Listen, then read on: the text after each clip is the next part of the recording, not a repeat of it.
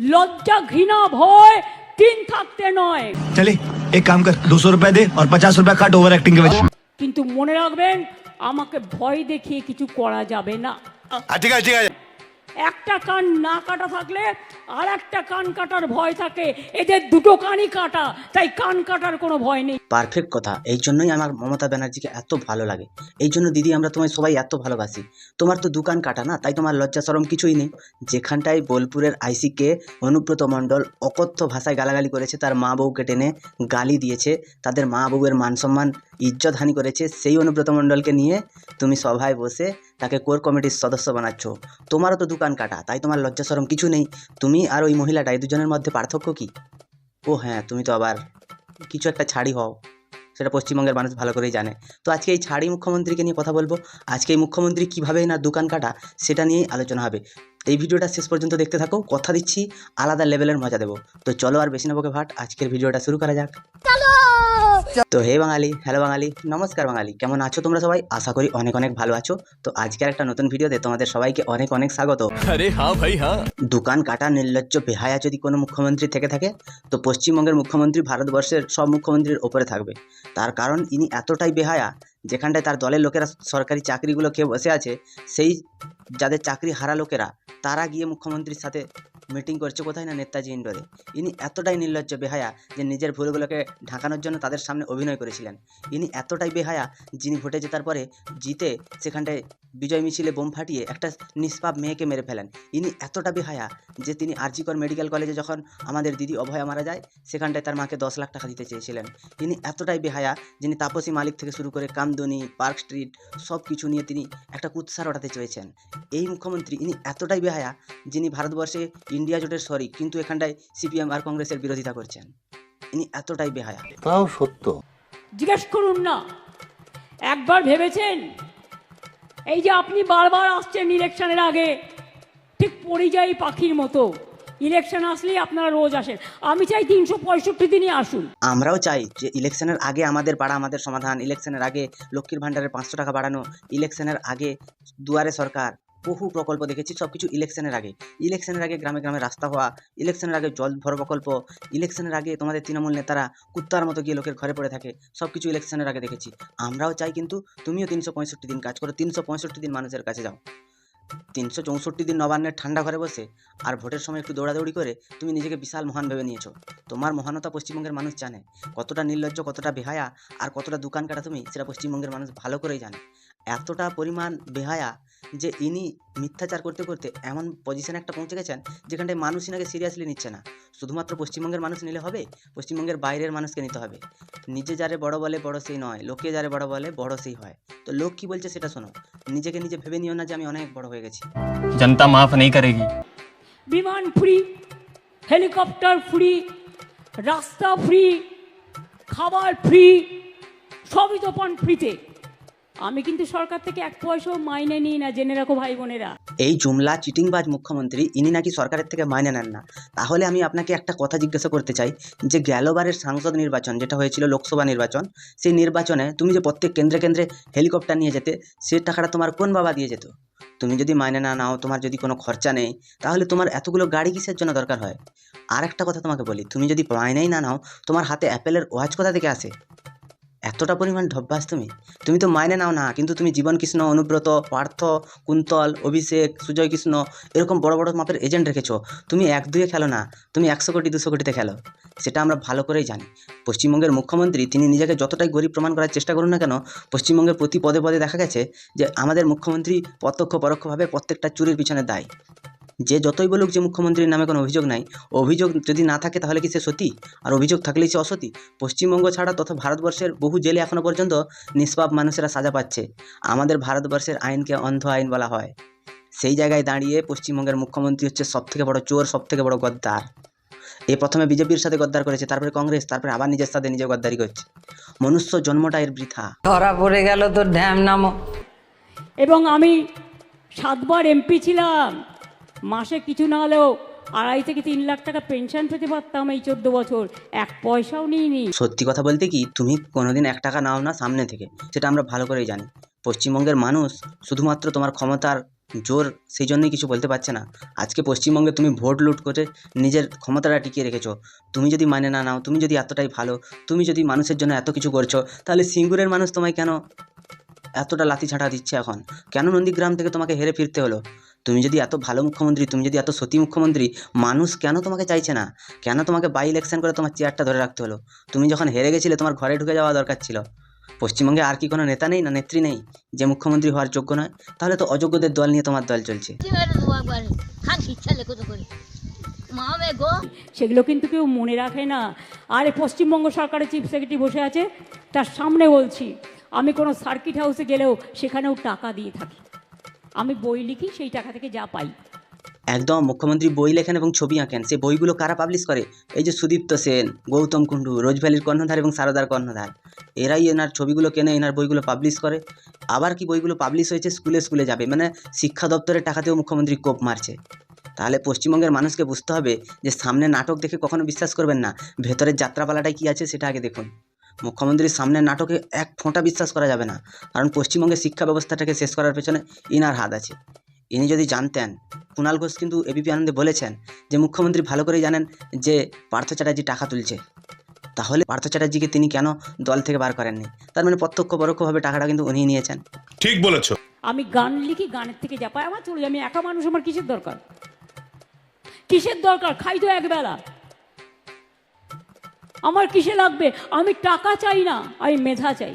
আচ্ছা, ইনি টাকা চান না, ইনি মেধা চান, এবং সেই মেধাকে শেষ করার জন্য পশ্চিমবঙ্গের শিক্ষা ব্যবস্থাটাকে তিনি উন্নতির শিখরে নিয়ে যাচ্ছেন, যেখানে তৃণমূলের প্রতিষ্ঠা দিবসের জন্য স্কুল কলেজের পরীক্ষা পিছিয়ে দিতে হবে। মানে কোন ধরনের বাটপাড়ি চলছে! সাধারণ মানুষের জীবনটাকে পুরো অতিষ্ঠ করে তুলেছে। শিক্ষার্থীদের জীবনের একটা দিন সেটা নষ্ট করা মানে কতটা তার ক্ষতি করা হচ্ছে তুমি জানো? তৃণমূলের প্রতিষ্ঠা দিবস হয়েছে তো কার কি ছেড়া যাচ্ছে? তো পশ্চিমবঙ্গের মুখ্যমন্ত্রী তিনি বলতে চাইছেন যে তৃণমূলের প্রতিষ্ঠা দিবস হলে তাহলে সরকারি ছুটি ঘোষণা করো। তুমি ছুটিও ঘোষণা করবে না, তুমি তোমার নিজের সতীত্ব প্রমাণ করবে, কিন্তু এদিকে তুমি পরীক্ষাও দিতে দেবে না বাচ্চা ছেলে মেয়েদেরকে। বলছো নাকি গাড়ির যদি না পায়, যদি তাদের যাতায়াতে অসুবিধা হয়, তার মানে তোমরা আজকে স্বীকার করে নিচ্ছ যে পশ্চিমবঙ্গে তোমাদের মিটিংয়ের জন্য মানুষের অনেক অসুবিধা হয়। মানে যারা তোমাকে ভোট দিয়ে ক্ষমতা এনেছে তাদেরই পেছন মেরে তুমি মিটিং করছো। কোন ধরনের বাটপাড়ি এবারে ভেবে নাও। আমি টাকা চাই না, আমি আত্মসম্মান চাই। বাংলা মায়ের সম্মানে আঘাত করলে আমার গায়ে আঘাত লাগে। আমাকে আপনারা যা ইচ্ছে গালি দিন, আমার বিরুদ্ধে অপপ্রচার করুন, কুৎসা করুন, চক্রান্ত করুন, আমি লড়ে নেব। কিন্তু একটা কথা আপনি ভালো করেই জেনে রাখুন, যে আপনি যে লড়ে নেওয়ার কথা বলছেন না, রাজাদের রাজত্ব একদিন করে শেষ হয়েছিল। সেই রকম করে আপনার রাজত্ব যেদিন শেষ হবে সেদিন তিহার জেলের দরজাটা আপনার জন্য খোলা থাকবে। আপনি বাংলা মায়ের অসম্মান হচ্ছে এটা বলতে চাইছেন প্রত্যেকটা মিটিংয়ে। তাহলে বাংলা মাকে যে অসম্মান করা হচ্ছে, সেখানটায় আপনি বাংলা মাকে কি দিয়েছেন? বাংলা মায়ের জন্য আপনি কি করেছেন? শুধুমাত্র ভাতা দিয়েছেন, এই ভাতার রাজনীতি করতে এসেছেন। আজকে পশ্চিমবঙ্গের মানুষ অর্ধশিক্ষিত হচ্ছে। আপনার কথায় নাকি নাসা থেকে ভাষা যাচ্ছে। কোন মানুষটা নাসা থেকে ভাষা যাচ্ছে? মুর্শিদাবাদ, মালদা, নদিয়া, বাঁকুড়া, বীরভূম, আধা তো রাজমিস্ত্রি আর কাঠের কাজ করা লোক। তাহলে পশ্চিমবঙ্গের কোন মানুষ চাঁদে যাচ্ছে প্লাস্টার করতে, নাসাতে যাচ্ছে প্লাস্টার করতে? সবসময় বাটপাড়ি মিথ্যে কথা ছাড়া এনার মুখ থেকে আর একটাও কথা পাওয়া যায় না। নাটক কম করো প্রিয়। বিজেপি, সিপিএম, কংগ্রেস থেকে যারা যাচ্ছে, পশ্চিমবঙ্গের যে নেতা তৃণমূলে যাচ্ছে সবাই সতীর ছেলে। আর যখন তৃণমূলে থাকতে না পেরে অতিষ্ঠ হয়ে বিজেপিতে আসছে কি কংগ্রেসে যাচ্ছে, তখন সে কিন্তু গদ্দার হয়ে যাচ্ছে, সে নাকি বেইমান হয়ে যাচ্ছে, সে চোর হয়ে যাচ্ছে। যদি সে চোর ছিল, এতদিন তৃণমূলে কি করছিল? আমার বুকের পাটা আছে, জেনে রাখুন। এটা আমার মাটির শক্তি, এটা আমার মায়ের শক্তি, এটা আমার বাংলার সংস্কৃতি, এটা আমার বাংলার মেধা, এটা আমার বাংলার সম্প্রীতি। দেখো, ইনি কিন্তু লেখালেখিতে খুব এক্সপার্ট। যদি তোমার ছেলে মেয়েকে মানুষের মতো মানুষ করতে চাও, যদি তোমার ছেলে মেয়েকে নাসা থেকে ভাষা তুমি পাঠাতে চাও, তাহলে মুখ্যমন্ত্রীর বইগুলো পড়াও। কারণ মুখ্যমন্ত্রী সিপিএমের বিরুদ্ধে কী করে আন্দোলন করে, টাটাকে সিঙ্গুর থেকে তাড়িয়ে, তারপরে নন্দীগ্রামে কেমিক্যাল হাব হতে না দিয়ে তিনি কিভাবে মানুষের জন্য আন্দোলন করেছিলেন, পশ্চিমবঙ্গের মেধাকে কী করে তিনি শেষ করেছেন প্রতিটা নিয়োগে চুরির মাধ্যমে, সেগুলো তোমরা বুঝতে পারবে। অনেক হয়েছে তোর ভাট বকা, চল এখন। একটা কলকাতার প্যান্ডেলটাই করছে সমস্ত শস্য দিয়ে, ধান থেকে শুরু করে সব শস্য। তার প্রথম লাইনটা, তার গানটা আমিই তৈরি করে দিয়েছি, আমার কাছে এসেছিল। আর ইনার রচনাবলী তো বহু কিছু রচনা লেখা আছে, হাম্বা হাম্বা, গাম্বা গাম্বা, ডাম্বা ডাম্বা প্রত্যেকটা কবিতা তুমি পড়বে যে কবিতাগুলোর কোনো মানেই নেই। এমন কিছু কিছু কবিতা আছে যে কবিতাগুলো পড়লে আপনার কান থেকে রক্ত পড়বে। তো ইনি এমন মাপেরই কবি, পশ্চিমবঙ্গের মুখ্যমন্ত্রী, তার কাছে লোক আসছে গান লেখাতে। পশ্চিমবঙ্গে আর কোনো লেখক লেখিকা জন্মায়নি, তাহলে নাসা থেকে ভাষা যাচ্ছে কি? কি খানা নাকি বে সালা? তার প্রথম লাইনটা হচ্ছে ধন ধান্যে ভরে মা এসেছেন ঘরে। ধন ধান্যে ভরে দিদি এলো চুরি করে, দিদির হাতে টাকার বান্ডিল, তাই দেখে দেবাংশু, কুণাল এবং অনুব্রতর মন হলো উত্তাল। যেরকম আপনার কবিতার কোনো কিছু মাথামুন্ডু নেই, আমারও নেই। অর্থাৎ বর্ধমান জেলা কিন্তু আমার ধান উৎপাদনের প্রথম। বর্ধমান জেলা হচ্ছে ধান উৎপাদনে প্রথম পশ্চিমবঙ্গের মুখ্যমন্ত্রীর কথায়। আর বীরভূম জেলা কিসে প্রথম? বীরভূম জেলা হচ্ছে বিরোধীদের উপরে অত্যাচার, বিরোধীদেরকে গাঁজা কেস দেওয়াই প্রথম। আর পাথর উত্তোলনে, বালি উত্তোলনে, চুরি করে কয়লা পাচার এবং গরু পাচার, এইসবে প্রথম আছে। পুলিশের মা বোনকে গালি দেওয়া, পুলিশের সামনে নাকি ঘর বাড়ি জ্বালিয়ে দেওয়ার হুমকি, এসবই হচ্ছে বর্ধমান জেলা প্রথম। কারণ বর্ধমানে আমাদের অনুব্রত মণ্ডল, তার একটুখানি ছায়া পড়েছে। এই বীরভূম আর বর্ধমান, এই দুটো অনুব্রত মণ্ডলের খুব প্রিয় জায়গা। আপনাদের অভিনন্দন জানাই। বাংলা এবার ধান উৎপাদনে সারা ভারতবর্ষে ফার্স্ট হয়েছে। আচ্ছা, তাহলে চাষবাসটা করছে কে? পশ্চিমবঙ্গে শিল্প আছে, পশ্চিমবঙ্গে অনেক অনেক স্কিলওয়ালা মজদুর আছে, পশ্চিমবঙ্গে পরিযায়ীরা সব 1.5 কোটি মানুষ এসে কি তাহলে এখানে চাষ করছে? সাদা মনে একটাই প্রশ্ন, এই যে 1.5 কোটি বাইরের মানুষ এখানে কাজ করে, তারা কি এখানে এসে চাষ করছে? যে পশ্চিমবঙ্গ কৃষিতে প্রথম হয়ে যাচ্ছে, তাহলে ভাবা যায় এই মুখ্যমন্ত্রীর কতটা ট্যালেন্ট। তাই মনে রাখবেন, কৃষক বন্ধুদের, ক্ষেত মজদুরদের আমি সবাইকে অভিনন্দন জানাই। তারা সোনার কাজ ভালো করে, ভালো কাপড় জামা তৈরি করে, তারা কনস্ট্রাকশনের কাজ ভালো করে, তারা রাস্তার কাজ ভালো করে। তাদের ডেকে নিয়ে যাওয়া হয়েছে জামাই আদর করে। আর আজ তাদের ভাগ্যে জুটছে লাঞ্ছনা আর বঞ্চনা, অত্যাচার, অনাচার, অনাহার। বলছি মাননীয়া, আপনি তো সবার কথা বললেন, পরিযায়ী শ্রমিকের কথা বললেন, আপনি বাংলার উপরে অত্যাচারের কথা বললেন, কিন্তু যারা 26,000 চাকরি প্রার্থী বা যারা রাস্তায় বসে আছে, যারা চাকরির আশায়, যারা টাকা দিয়ে ঘুষ দিয়ে চাকরি পেয়েছে, তাদেরকে সরিয়ে যারা শিক্ষিত যোগ্যরা এসে আসতে চাইছে, তাদের জন্য আপনি কি ভেবেছেন? তারা যে আন্দোলন করছে, নবান্ন অভিযান করছে, তাদের কপালেও তো জুটছে মার, অনাচার, অবিচার, অনাহার, কত কি জুটছে। তাদের পেটের ভাত কেড়ে নিয়েছো তোমাদের দলের লোকেরা। তারা এইসব লোকেদের কাছ থেকে, যারা 2 নম্বর করে চাকরি পেয়েছে, তাদের থেকে তোমার অনুপ্রেরণায় টাকা তুলেছে এবং বর্তমানে তারা নিঃস্ব হয়ে মাথায় হাত দিয়ে বসে আছে ঘরে, যে আমরা কি করব, কিভাবে থাকবো, কিভাবে বাঁচবো। তাহলে আজকে তাদের সাথে অন্যায় হচ্ছে না? আপনি না দয়াময়ী মাতা, আপনি না তাদের নেতাজি ইন্ডোরে নিয়ে গিয়ে বুঝিয়েছিলেন যে তোমাদের আর পরীক্ষা দিতে হবে না, তোমরা যা করছো করো, আমি তো আছি, তোমরা কেন টেনশন নিচ্ছ? তাহলে কি তুমি এখন মরে গেছো ধরে নেব? আমি আজকে যখন আসছিলাম খবর পেলাম বারাসাতের হাবড়ার সম্ভবত আমার যে ভাইটিকে মুম্বাইতে পিটিয়েছিল সেই ভাইটি মারা গেছে। কোন ঢ্যামনা মাল, কোন ঢ্যামনা চিতিমাল ইনাকে খবরগুলো দেয়, আমার সেটাই জানার আছে। পশ্চিমবঙ্গের মুখ্যমন্ত্রী, তিনি সব কিছুর খবর পান, কিন্তু সে খবরগুলোতে যার খবর পান সেই লোকটার নাম তিনি নেন না, বা তার কোথায় বাড়ি তিনি জানেন না। সম্ভবত হাবড়া হবে। মানে এমনভাবে ইনি বললেন যে সে ভাইটা আজকে মারা গেছে। সে কোথায় মারা গেছে? কলকাতাতে। চিকিৎসা ব্যবস্থা ঠিক নেই, তার স্বাস্থ্যসাথী কার্ড নেই, সে বুঝি বিনা পয়সায় রেশন পায় না, খেতে পায়নি। তাহলে কিভাবে মারা গেল? দিদি, তোমার এই নাটক বন্ধ করো। পশ্চিমবঙ্গের মানুষকে আর কত মিথ্যে কথা বলবে, আর কত ভুল বোঝাবে? লজ্জা করে না? দোকান কাটা মাদারের বাচ্চা। কেন সব জায়গায় অত্যাচার করবেন? আমাদের মানুষদের কি মানুষ বলে মনে করেন না? আপনি কি পশ্চিমবঙ্গের মানুষকে মানুষ বলে গণ্য করেন না? তা না হলে আপনি পুলিশ দিয়ে সেই শিক্ষকদের পেটে লাথি মারছেন, সেই শিক্ষকদের অপহরণ করছেন। লজ্জা করে না? এতটুকু লজ্জা নেই? একদম বেহায়ার মতো কাজ করছেন।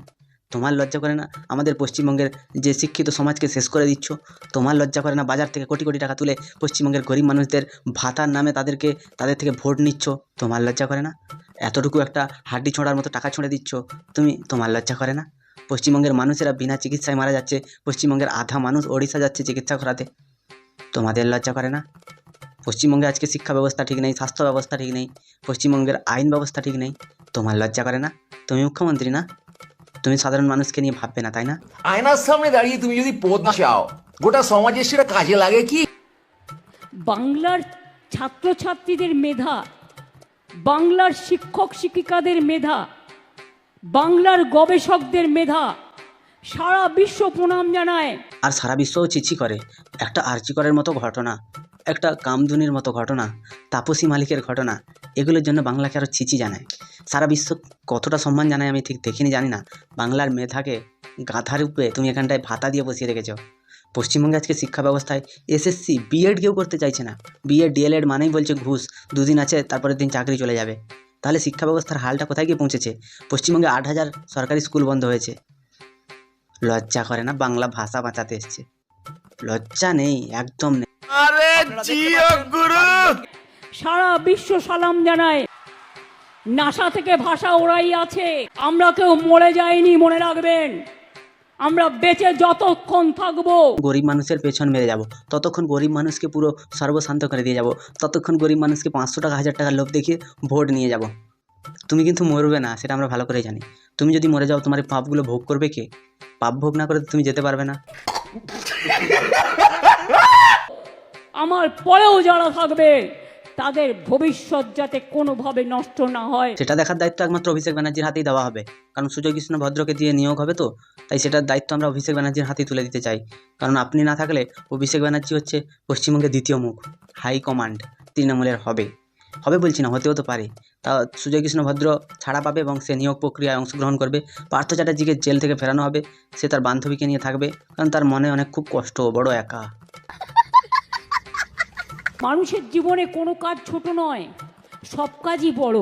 বলছি দিদি, তাহলে আমার ঘরে বাসন দুটো আছে, মেজে দিয়ে যাও। আমার ঘরের সবাই না একটু অসুস্থ, তুমি যদি বাসনগুলো মেজে দিয়ে যেতে তাহলে খুব ভালো হতো। আর কি, বেশি আলবাল বকলে না কানের গোড়া একটা থাবড়া মারবো। একটা ছোট মানুষ কখনো জন্মেই সব শেখে না। কে বলেছে মানুষ জন্মে শেখে না? আমরা মমতা ব্যানার্জির অনুপ্রেরণায় তৈরি। মমতা ব্যানার্জিকে আমরা দেখেছি, সে দেখে শেখে, সে অনেক কিছু জানে, সে অনেক কিছু বোঝে। মমতা ব্যানার্জির মতো মানুষ এই পৃথিবীতে আর দ্বিতীয় আসবে না। ইনি এক এবং অদ্বিতীয়। ইনার যে একটা অনুপ্রেরণা আমাদের মধ্যে ঢুকেছে, সেই অনুপ্রেরণায় আমরা আজকে এত দূর পর্যন্ত আসতে পেরেছি। কি সাক্ষ্য প্রমাণ আছে তোমার কাছে? মা বলতে শেখে, মা থেকে মাতৃভূমি শেখে, মা থেকে সমস্ত ভাষা শেখে, মা থেকে মেধা তৈরি হয়। আবার মা থেকে গাধাও তৈরি হয়, যেটা কালীঘাটের একটা বাড়িতে জন্ম নিয়েছে, কিন্তু সে গাধাটাকে তার মা পরিচয় দিতে অস্বীকার করে। সে গাধাটা যে তার নিজের সন্তান, সে সেটা বলতে পারে না। কারণ পশ্চিমবঙ্গে আরও বহু নেতা আছে যারা পুরনো দিনের, যারা অনেক কাল ধরে খেটে এসছে, তারা কিন্তু এতটা পদ পায়নি যতটা এই গাধাটা পেয়েছে। 2011 সালের পরে ক্ষমতায় এসে তৃণমূল সরকার এই গাধাটাকে অনেক উঁচুতে নিয়ে গেছে। সত্যি দেখে অবাক লাগছে। সেটা বড় কথা নয়। তোমাদের যদি অবাক লাগে তাহলে তোমরা কমেন্ট করো, ভিডিওটাতে লাইক করো, শেয়ার করো, সাবস্ক্রাইব করো, আর পাশে থাকা বেল আইকনটা প্রেস করতে একদম ভুলবে না। সবাই ভালো থেকো, সুস্থ থেকো, সাবধানে থেকো, আর দেখতে থাকো বাংলার কোণে ঘর।